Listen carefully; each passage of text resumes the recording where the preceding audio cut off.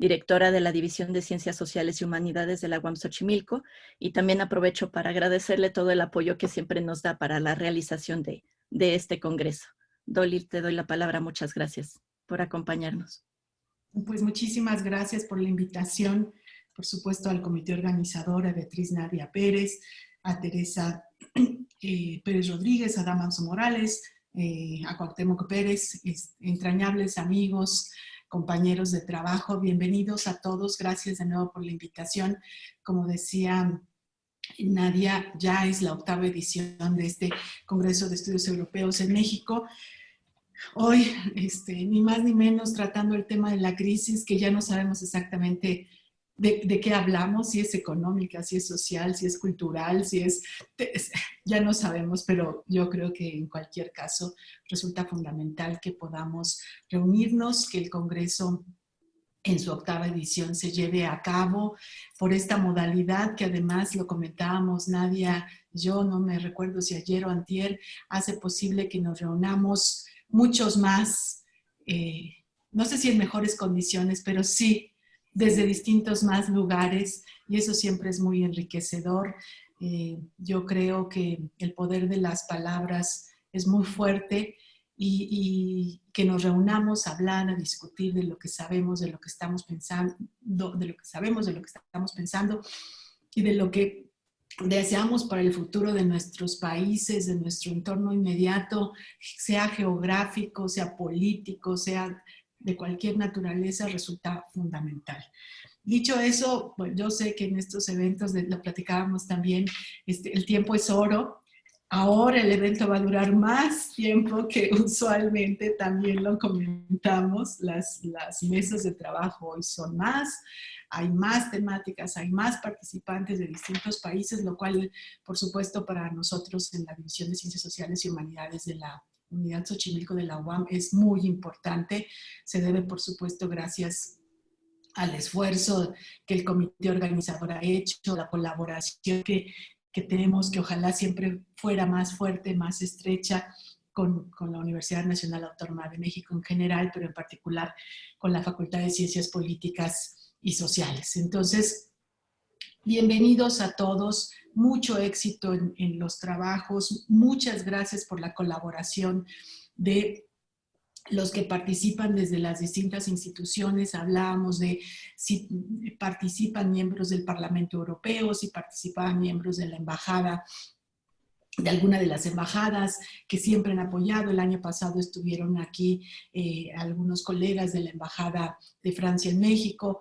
Si me equivoco, Nadia, me corriges.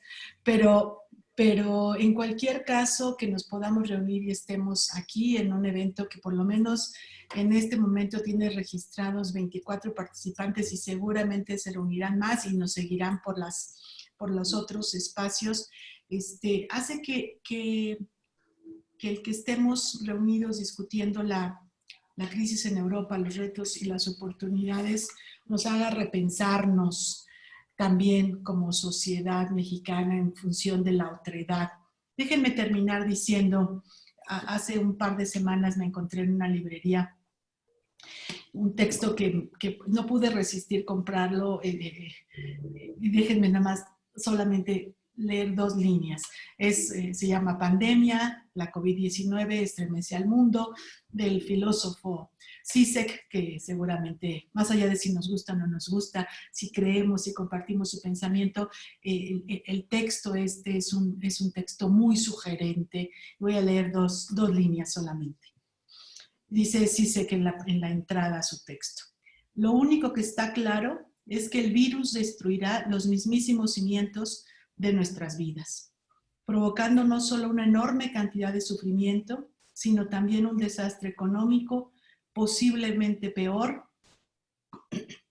que la Gran Recesión. En marzo de este año, la canciller alemana Angela Merkel hizo un fraseo más o menos similar. Ella dijo: esta es la peor crisis después que hemos sufrido, decía Angela Merkel, después de la Segunda Guerra Mundial. Todavía creo que no sabemos de qué dimensión es esta crisis, creo que todavía no sabemos sus reales implicaciones. Nuestro país ha sin duda superado, independientemente de las cifras oficiales, que siempre se modifican, siempre tienen distintas versiones. Nuestro país ha superado y me parece a mí que se superará, está llegando a los más de 100,000 fallecimientos. Y estamos en una condición de vuelta a los rebrotes, de confinamiento decretado por los gobiernos, por ejemplo, en España, por ejemplo, en Francia. Y pues eso nos hace pensar que sí, por lo menos esta es la crisis más importante de nuestras vidas en términos personales y seguramente lo será en la historia de la que somos parte y que seguramente como académicos estamos escribiendo, estamos pensando en ella y seguramente lo que se trate hoy y mañana en el Congreso de Estudios Europeos en México será muy importante para entender lo que nos pasa. Muchas gracias por la invitación. Sé que hay otras intervenciones, no quería comerme tanto tiempo, discúlpenme si lo hice. Muchas gracias, Dolly. Le doy la palabra a la doctora Estela Sotelo, que es la jefa del Departamento de Política y Cultura de la UAM Xochimilco. Muchas gracias por acompañarnos, Estela. Muchas gracias, Beatriz. Gracias a todos y todas. Buenos días, compañeros y compañeras. Es un gusto tenerles nuevamente en la UAM, aunque no estemos en nuestras queridas instalaciones, pues la UAM somos esto, somos esta comunidad que se conjuga a seguir organizando y sacando adelante una agenda de investigación, de discusión, que nos permita seguir tejiendo estos lazos de cooperación interinstitucional y avanzando además en temas tan importantes como el que hoy convoca a este 8º Congreso de Estudios Europeos en México, que es la crisis en Europa, retos y oportunidades. Me sumo al agradecimiento a nuestra directora, la maestra Dolly Espínola, por el apoyo decidido que siempre muestra al impulso de esta agenda de cooperación y de discusión. También quiero hacer un reconocimiento muy importante para el área de estudios internacionales, especialmente para su jefa de área, la maestra Beatriz Nadia Pérez Rodríguez, por este trabajo tan arduo y tan impecable que ella impulsa para seguir manteniendo digamos, los trabajos del área a pesar o a partir de circunstancias retadoras que ha sabido sortear con bastante éxito, yo diría, porque este es el segundo evento, más o menos, no, ninguno tan grande, pero es el segundo evento grande que Betty organiza este trimestre, que sabemos que la carga de trabajo muchas veces es mayor porque además se diluyen las fronteras entre lo profesional y lo personal. Entonces quería aprovechar este espacio para hacer ese reconocimiento al trabajo del área y particularmente de su jefa de área. Me parece que la agenda que convoca este Congreso es una agenda que tiene efectivamente a la crisis como su columna vertebral y a la Unión Europea como el centro gravitacional desde donde se reflexiona la crisis, pero revisando el programa encuentro que existe una concepción multidimensional de esa crisis, ¿no? Y eso me parece que es una de las ganancias o de las aportaciones más importantes de esta temática, que se abordan dimensiones relacionadas con la crisis desde la seguridad hasta su dimensión más vinculada con la salud, pero incluso se tocan temas de la vida cotidiana como los impactos de la crisis sanitaria que estamos viviendo en las mujeres en Alemania, por ejemplo, y yo pienso que eso le da un carácter a la reflexión muy completo, muy vigente y muy oportuno. Entonces, me parece además que en estos tiempos en los que la agenda internacional pone principalmente de manera muy particular la cooperación internacional como uno de los ejes o de las variables a partir de las cuales se pueden desarrollar mejores esquemas o aumentar la capacidad de respuesta de nuestra sociedad frente a esta crisis u otras crisis que nos toque vivir, ya sea económicas, políticas, sociales, ambientales, que es un tema también tan importante en este contexto.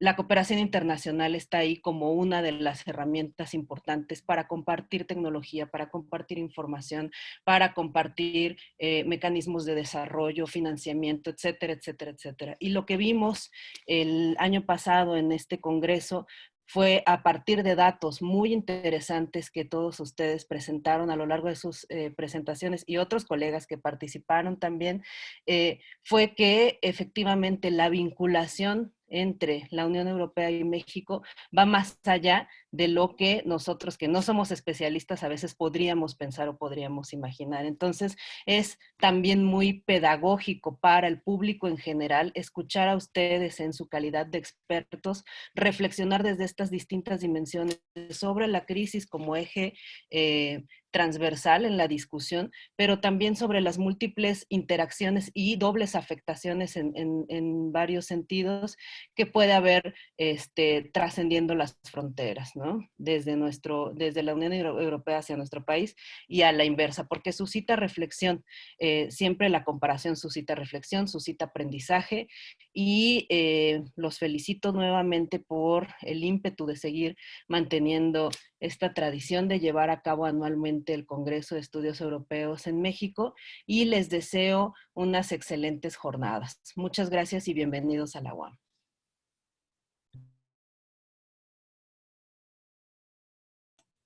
Muchas gracias, Estela. Y bueno, me permito ahorita darle la palabra también al maestro Dámaso Morales Ramírez, que es el coordinador del Centro de Estudios Europeos de la Facultad de Ciencias Políticas y Sociales de la UNAM, que también es coorganizador de este evento. Adelante, Dámaso, gracias.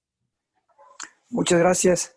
Muchas gracias, maestra doctora Dolly, Estela, querida Betty, querido doctor Cuauhtémoc, estimada Tere. Efectivamente, esta es la 8ª edición de este congreso y nosotros nos congratulamos de poder participar en él. Ya 8 años se dice muy fácil, pero en realidad no es nada fácil, es mucha tenacidad, es mucho trabajo sin lugar a dudas, es estar encima. Y también debo decirlo que precisamente la UAM Xochimilco participa en lo que es el encuentro de estudios universitarios que se celebra en la Facultad de Ciencias Políticas. Entonces siempre vamos de alguna manera de la mano analizando en 2 grandes eventos, al menos 2 veces al año, los temas que se van desarrollando en la Unión Europea. En este caso, efectivamente, tenemos un contexto particular, que es el contexto de la pandemia, del COVID, y que nos obliga a reflexionar la Unión Europea desde el propio proceso de la Unión Europea, pero también con esta variable que evidentemente ha tenido impactos fundamentales, incluso en cómo se ve la Unión Europea, en sus valores tradicionales de solidaridad, ¿no? En sus valores tradicionales de apoyo, de una visión o no una visión común. Y en esta edición precisamente se nota esa variable precisamente del COVID y se nota también que siguen vigentes los siempre problemas que puede tener la Unión Europea y que de alguna manera se buscan solventar. Sin lugar a dudas, este congreso convoca a los especialistas de estudios europeos de todo el país, los mejores. Ahora vamos a tener también una conferencia magistral de un eurodiputado, pero convoca a los mejores especialistas de este país y que nos reunimos. Es un formato diferente en el que nos escuchamos, en el que nosotros podemos de alguna manera aportar a lo que otros especialistas nos están proporcionando, nos están compartiendo, y de esta manera es un foro de gran enriquecimiento para el conocimiento de lo que son los estudios europeos, sin lugar a dudas. Yo, insisto, me congratulo de que poder participar como institución y como coorganizador y como ponente en este congreso, y les envío un afectuoso abrazo a todos los que estamos aquí. Muchas gracias. Muchas gracias, maestro Dámaso Morales. Y bueno, pues agradezco a todas nuestras autoridades que nos han acompañado. Yo sé que las agendas ahora son muy, muy complicadas Y también agradezco y le doy la palabra a Mirko Pusch, que es el jefe de la sección política de prensa e información de la delegación de la Unión Europea en México, que nos acompaña en esta ocasión. La embajada, la delegación siempre ha estado con nosotros desde el primer congreso y ha sido un espacio muy abierto y muy lindo de plática, de retroalimentación desde diferentes perspectivas. Y entonces, Mirko, bienvenido a este congreso. Te cedo la palabra. Muchísimas gracias, Beatriz. Muchas gracias por invitarme. Muy buenos días a todos, autoridades de la UAM, de la UNAM, al comité organizador y, por supuesto, a todos los académicos europeístas presentes esta mañana. Con gusto les saludo y espero que todos se encuentren bien en esta situación tan particular que estamos viviendo. Es un placer estar con ustedes esta mañana en este Congreso Internacional de Estudios Europeos. Les felicito por organizar esta 8ª edición, que este año ha tenido que adaptarse a un formato virtual. Es un desafío que conocemos todos este año, cómo adaptarnos al trabajo en el mundo virtual. Y debo decir, solo me puedo imaginar el desafío que representa para ustedes, profesores universitarios, tener que enseñar a sus estudiantes este año vía Internet. La pandemia nos ha obligado a todos a adaptar no solo nuestras actividades profesionales, sino también nuestra vida diaria. Y por ello me da mucho gusto que, a pesar de esa situación y del reto que implica adaptar este tipo de iniciativas, continúen con este esfuerzo y puedan llevar a cabo este congreso por 8ª vez. Celebramos el interés que existe en la Unión Europea y por ello tratamos de acompañar este tipo de iniciativas. Y me alegro que es desde la 2ª edición de este congreso que la delegación de la Unión Europea aquí en México ha formado parte. En la delegación consideramos fundamental fomentar los espacios de debate sobre la actualidad europea. Es parte de nuestra razón de ser aquí en México. Les quisiera agradecer mucho por el papel importante que juegan ustedes a la hora de crear estos espacios, de investigar y transmitir conocimiento acerca de la actualidad europea y de lo que es la Unión Europea. De igual forma, me gustaría aprovechar la ocasión para agradecer su apoyo e involucramiento en las iniciativas organizadas por la delegación, como son los cursos de actualización, o más recientemente el primer modelo de la Unión Europea en México, en la que han participado algunos de ustedes. Su participación es fundamental para que ese tipo de iniciativas tengan éxito. En la delegación deseamos seguir estrechando lazos con el mundo académico y particularmente con nuestra red de europeístas. Ojalá que sigamos contando con su apoyo y de igual manera les reitero que cuentan ustedes con el apoyo de la delegación para sus iniciativas. Siento ahí un helicóptero, no sé si me escuchan bien. Voy a esperar un momento. Bueno, también quisiera aprovechar para presentar a mi colega Diego Rosete. Creo que muchos de ustedes lo conocen, es el punto de enlace con el mundo académico, con los europeístas en la delegación y también está con nosotros esta mañana. Quiero hablar brevemente de 3 o 4 temas, del COVID, obviamente, de las prioridades de la Unión Europea y luego también de la Unión Europea y América Latina y más concretamente de la Unión Europea y México. Vivimos tiempos sin precedentes. El COVID, ya se ha dicho, ha llevado al mundo a la peor crisis económica, por lo menos desde la Segunda Guerra Mundial.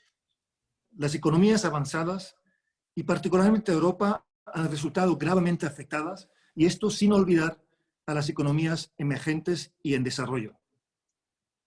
El mundo corre el riesgo de ser más desigual y enfrentar un grave retroceso en la reducción de la pobreza. El Banco Mundial prevé que en 2020 la pobreza extrema mundial aumentará por primera vez en más de 20 años, como resultado de las perturbaciones ocasionadas por la pandemia y agravadas por otros factores que ya estaban desacelerando los avances en la reducción de la pobreza.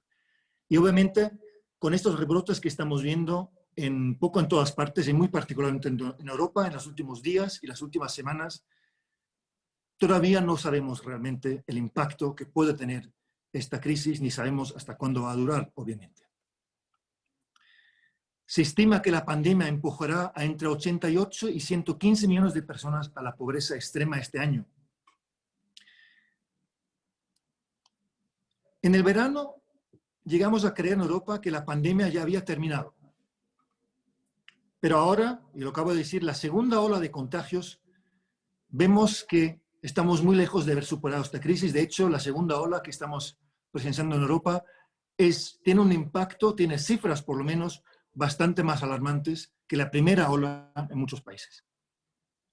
La presidenta de la Comisión Europea, Ursula von der Leyen, declaró que la máxima prioridad seguirá siendo salvar vidas y los medios y subsistencia amenazados por la pandemia del coronavirus.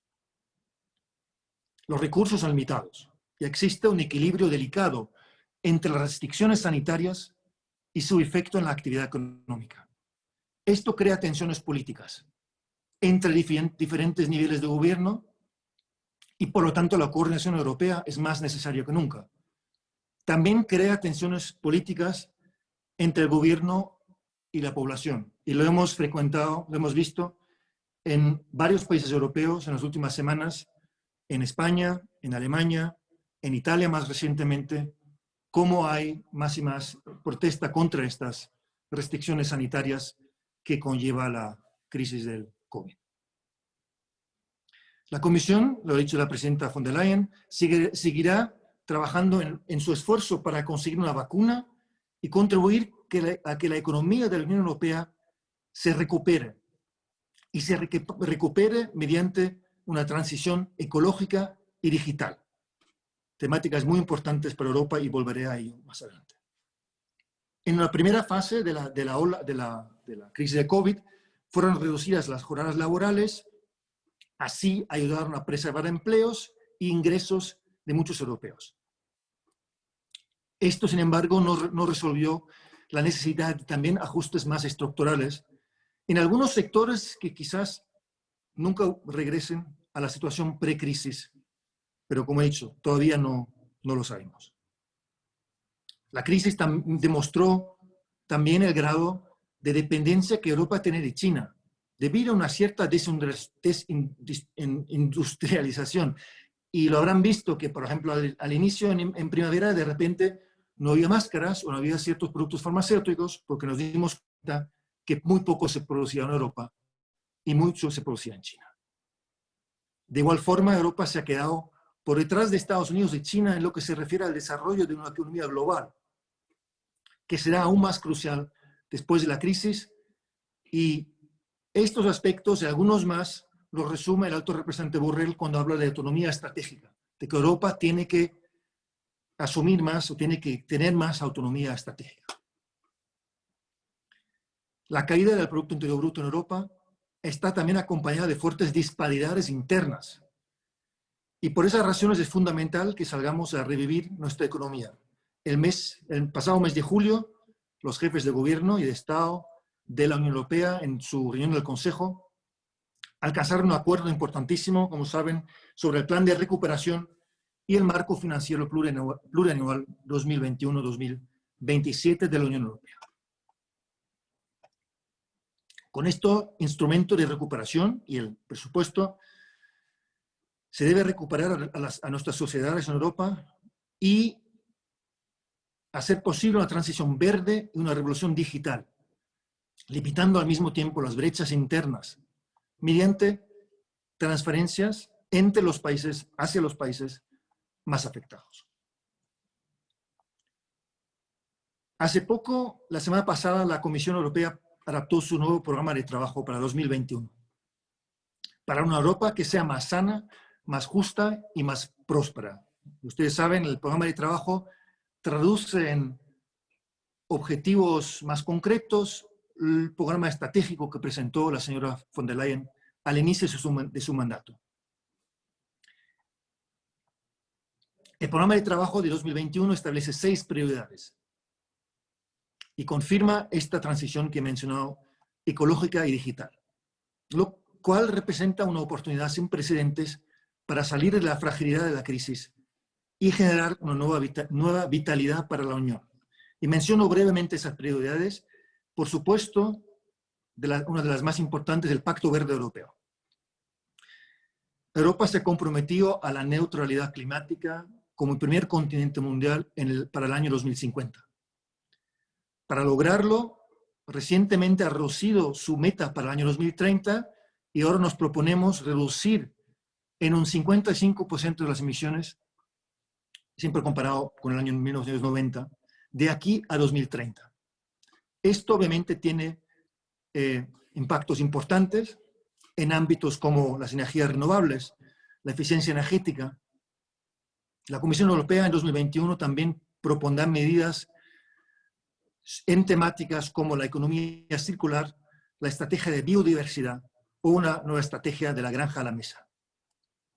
Otra de las prioridades, y lo mencionaba antes, una Europa adaptada a la era digital. La Comisión presentará una hoja de ruta con objetivos digitales para 2030 para avanzar hacia una mayor adaptación, mayor progreso de la Unión Europea hacia en un mundo digitalizado. Elementos centrales son obviamente temas como el derecho a la privacidad, la conectividad, la libertad de expresión, la libre circulación de datos y la ciberseguridad. Una economía al servicio de las personas, otra de las prioridades. La Comisión presentará un ambicioso plan para ampliar el pilar europeo de derechos sociales, garantizando que nadie se quede atrás en la recuperación de Europa. La promoción de nuestro modo de vida europeo, que incluye temas en el ámbito sanitario, la creencia de una nueva agencia de investigación y desarrollo en materia biométrica, se presente una nueva estrategia sobre el futuro de Schengen y algunos temas más que voy a entrar en todos los detalles. Un nuevo impulso a la democracia europea, nuevas estrategias sobre los derechos del niño, de las personas con discapacidad, una propuesta para el año que viene para luchar contra la violencia de género. Un tema, por cierto, que sabemos que ha sufrido, o sea, que ha sufrido en la situación de la crisis en muchos países, incluido en Europa.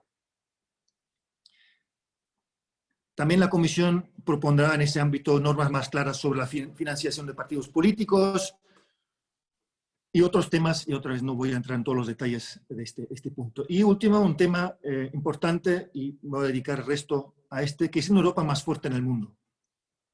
La Comisión velará porque Europa desempeñe un rol vital en el mundo. Obviamente en el tema COVID, trabajando para conseguir una vacuna segura y accesible para todos.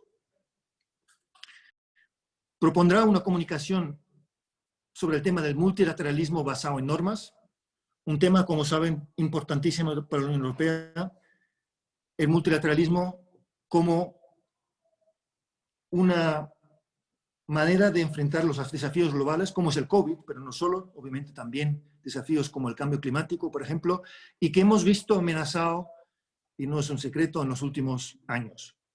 Y un orden mundial basado en normas, en el que cree también mucho la Unión Europea. Lo ha dicho la doctora Sotelo Núñez en su introducción, la cooperación internacional es importante para mejorar la respuesta de nuestras sociedades a la crisis y como representante de la Unión Europea no puedo que subrayar este punto, ya que es esencialmente lo que creemos, la cooperación internacional y la cooperación multilateral. A pesar de los desafíos internos que tiene Europa, debemos intensificar nuestros esfuerzos para apoyar a los países en desarrollo y los países emergentes. Primero, debemos ayudar a nuestros socios en materia de salud, porque mientras el virus está presente en alguna parte del mundo, todos seguiremos siendo vulnerables. Por lo tanto, no solo en nuestra sociedad, sino a nivel mundial, tenemos que luchar para combatir contra el COVID.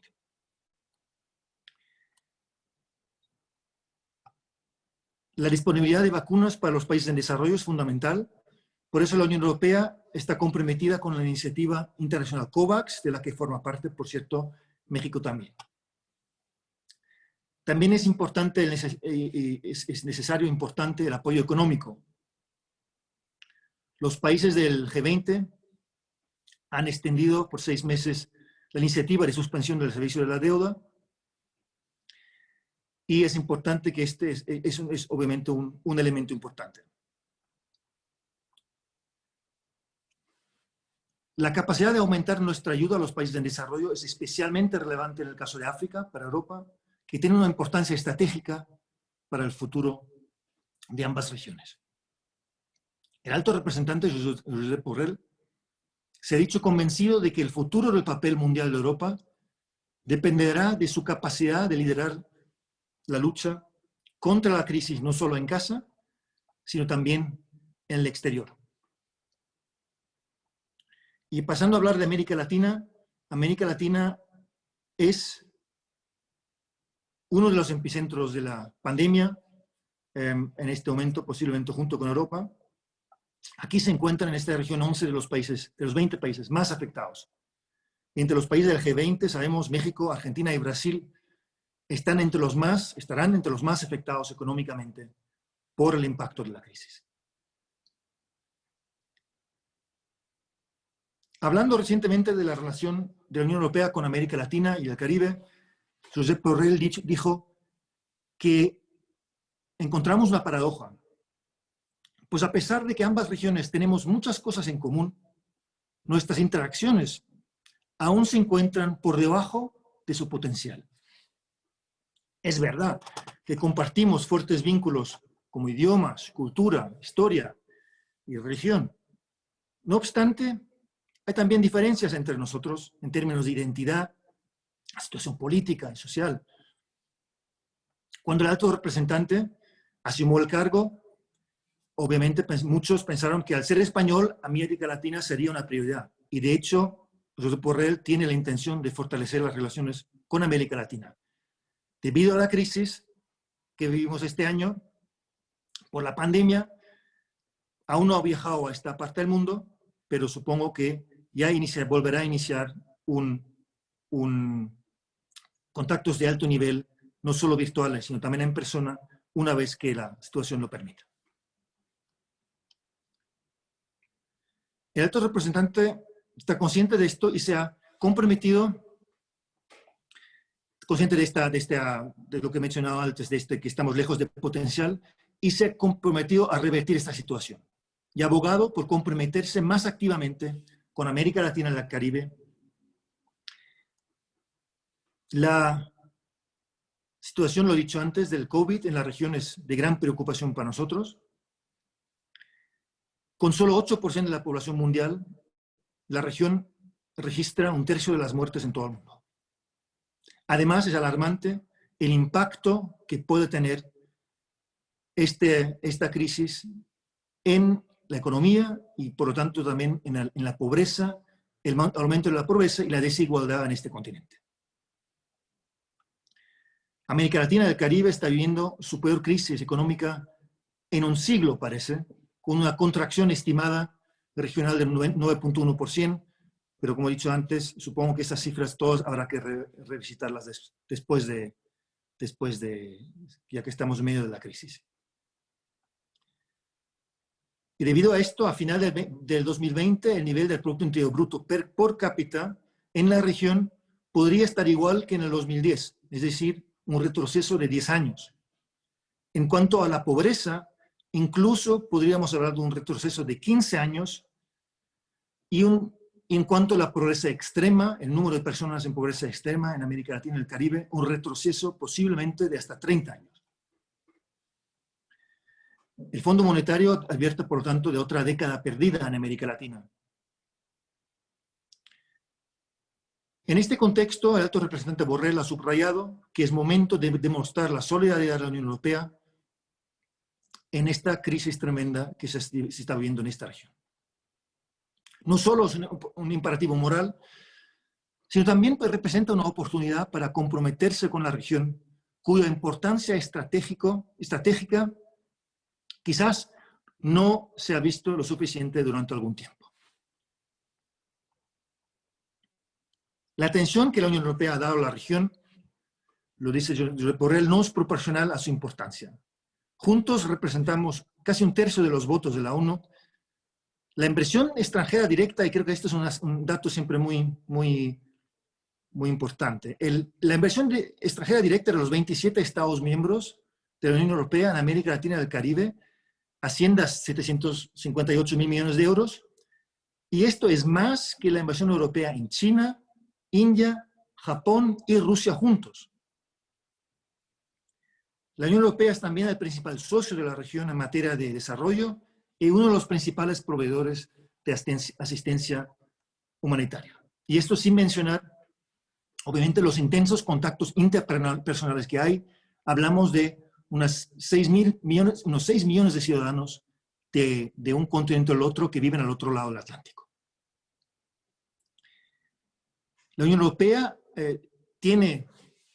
ha negociado acuerdos de asociación, lo saben ustedes, comerciales o acuerdos políticos de cooperación con 27 de los 33 países de la región, lo que convierte en América Latina y el Caribe en la región con más vínculos institucionales y vínculos institucionales más estrechos con la Unión Europea, pero a pesar de ello vemos lo que mencionaba antes, el potencial que aún está por explotar. Este año celebramos el 20 aniversario de la entrada en vigor del Acuerdo Global entre la Unión Europea y México. Estos 20 años son una muestra de relevancia que tiene la relación económica, política y en otros ámbitos entre ambas partes y reconocimiento mutuo como socios estratégicos. México, que lo saben, fue el primer país de América Latina en establecer un acuerdo de asociación con la Unión Europea. Este año concluimos las negociaciones para el acuerdo sucesor, lo que llamamos la modernización del acuerdo, que actualmente sigue su proceso institucional para una posible firma, ojalá, el año que viene. Luego, la modernización del acuerdo comercial y los logros alcanzados estos 20 años. En este nuevo acuerdo, México y la Unión Europea reafirman su compromiso con el libre comercio frente a los desafíos que se presentan ante la actual crisis económica y los impulsos proteccionistas que hemos visto a lo largo de los últimos años. Menciono brevemente también, ya que tiene mucha importancia estratégica para Europa, el acuerdo Unión Europea-Mercosur. Como saben, este acuerdo sería el acuerdo de asociación más grande que la Unión Europea ha alcanzado y importante en el ámbito de la recuperación económica de ambos lados del Atlántico. Es un acuerdo que se ha estado negociando desde los finales de los años 90, como ustedes saben. Actualmente vimos un clima político que quizás no facilita exactamente su ratificación y vamos a ver desafíos, desde luego, parece, en esos procesos. Y será importante involucrar los parlamentos y los ciudadanos europeos para abordar esas preocupaciones que pueden tener frente al acuerdo Unión Europea-Mercosur.